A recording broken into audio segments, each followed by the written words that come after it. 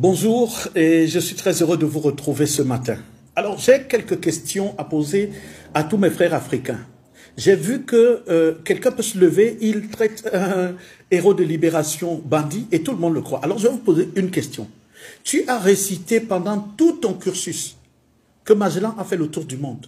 Est-ce qu'on t'a présenté l'itinéraire de Magellan? Est-ce que Magellan est même passé par ton village?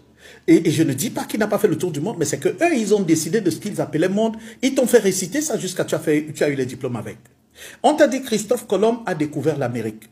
Et tu as récité ça jusqu'à aujourd'hui. Et si je dis qu'il n'a pas découvert l'Amérique, tu ne vas pas me croire. Mais pourtant, il a trouvé des gens. Alors la découverte, c'était par rapport à qui?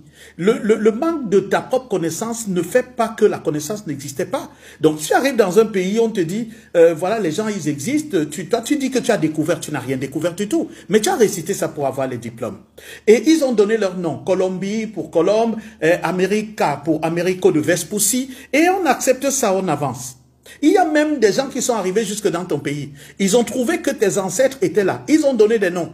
Est-ce que tu t'es posé la question de savoir comment ton pays là s'appelait avant que ces gens-là n'arrivent? Les gens arrivent, ils disent Rio dos Camaroes. Et ton pays finit par s'appeler Cameroun. Et on te donne l'impression que le pays n'existait pas avant. Mais parce que la préoccupation de ceux qui y étaient n'était pas une propagande pour savoir comment le pays s'appelait. Ils vivaient leur vie. Mais on a donné le nom Cameroun et tu récites je suis Camerounais. Je suis Camerounais. Mais le nom ne vient pas de toi. Alors il faut faire attention aux dérivations et à la tricherie, au trucage de l'histoire. Qu'on vient te balancer sur des plateaux en bout d'histoire et finalement, parce qu'on veut manipuler les communautés. J'ai vu à la suite de la publication où j'ai dit qu'on ne peut pas qualifier Wandje de bandit. J'ai vu des gens qui sont originaires de Mogo dire que ouais, mais parce que tu ne connais pas notre douleur. Mais quelle douleur vous avez eu que eux, ils ont sacrifié leur famille. Vous avez vu la femme de Moumié, les Wandje, les Oumiobe, mais regardez comment, toute une lutte, ils pensaient qu'ils ne pouvaient pas avoir une vie normale, on leur a proposé les choses. Ils ont refusé et ils ont sacrifié leur vie. Et donc, je voulais vous dire, et les gens, ce sont ces gens-là qui parlent de Dieu, qui parlent de la Bible tout le temps. Mais citez-moi un seul prophète qui a libéré son peuple et il n'a pas fait de guerre. Où des gens n'en sont pas morts. Abraham, Moïse, Josué, David, tous ont fait des guerres. Samson a tué des Philistins parce que c'était sa mission dès le ventre de sa mère. Josué a exterminé même toute une ville qui s'appelait Jéricho. On trouve la bravo parce que c'était la mission de Dieu. Alors, lorsqu'on vient, on vous balance qu'on a tué des gens. Ça veut dire que c'est des bandits. Mais est-ce que vous viendrez aujourd'hui à l'idée de dire que Moïse, David ou Abraham sont des bandits? Il faut faire attention. Parce que quand Dieu confie une mission, vous ne pouvez pas sortir de quelque part et vous commencez à dire non, c'est des bandits. Mais bandits, c'est par rapport à quoi? C'est par rapport au fait que quelqu'un se lève et dit, il y a des gens qui sont venus, ils exploitent mon pays. J'entends des gens me dire, mais on avait déjà acquis l'indépendance. Vous aviez acquis quelle indépendance? Mais justement, après 1960, le théâtre qui s'est passé, qu'on appelait indépendance, eux, ils estimaient que c'était pas exactement ça. Il fallait une indépendance totale. Et c'est pour ça que les luttes de libération ont continué, même dans un pays comme le Cameroun, jusqu'en 70, 72. Moi, mon père était affecté à Ngambé. En 72, il y avait le maquis à Ngambé et c'était comme une affectation disciplinaire. Donc, il ne faut pas vous arrêter sur des bouts d'histoire. Et parfois, je vais vous dire comment vous savez, l'histoire est racontée par les vainqueurs. Les vainqueurs racontent généralement l'histoire à leur façon pour vous convaincre qu'ils étaient obligés de faire ça parce que c'est ce que les autres avaient fait. Donc, le vainqueur ne vous raconte pas une histoire pour se donner du tort. Le vainqueur raconte une histoire pour renvoyer le tort à l'autre. Il y a des choses qui se passent aujourd'hui pendant que vous êtes contemporain.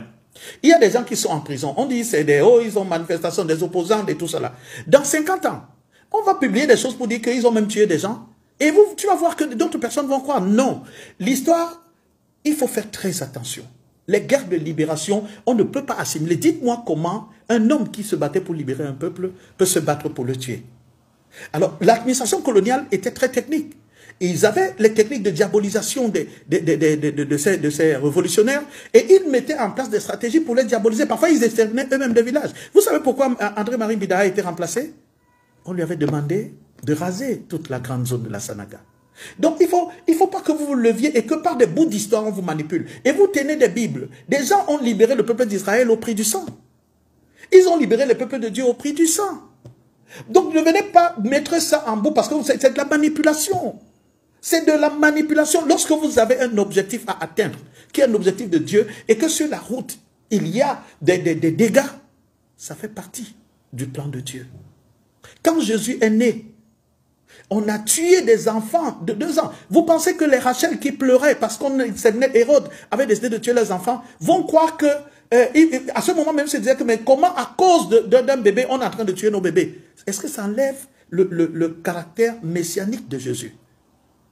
Non. Il faut faire très attention avec des choses que les gens ils viennent vous balancer, des choses qui sont comme des bouts de phrases pour aboutir à des manipulations grotesques. Et opposer des communautés, c'est pas subitement, vous avez la sympathie pour un peuple, mais il y a d'autres peuples qui ont été exterminés. Si vous allez au nord, vous allez à l'ouest et ainsi de suite, vous allez trouver qu'il y a un peuple pour avoir l'autorité sur un autre, à assimiler un peuple, et donc il a fait des dégâts. Moi, je suis de la famille royale. Nos ancêtres et mes grands-parents avaient des esclaves qu'ils allaient chercher dans des zones de Yabassi et autres là. Ils venaient les assimiler et ils sont devenus, pour certains, les fils de la localité. C'était des logiques d'assimilation, de conquête et autres qui existaient. Maintenant que vous dites qu'après 60, il y avait encore quelle guerre à faire?